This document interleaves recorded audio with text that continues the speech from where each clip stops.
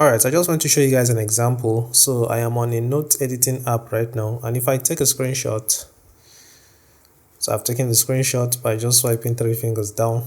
If your phone supports that, then you can try it. And now if I tap on this is the clipboard option on Gboard.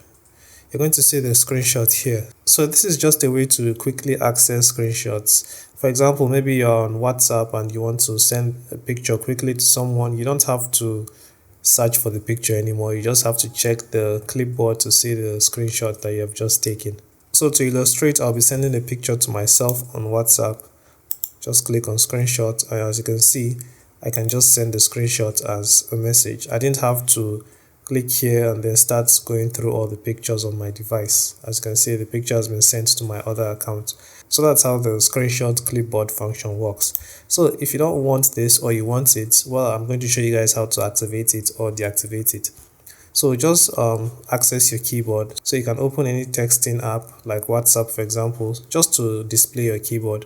And then you tap and hold this comma button here for a few seconds, and this should show up. So you tap on clipboard and then make sure this is enabled if you want the screenshots to get saved to your clipboard.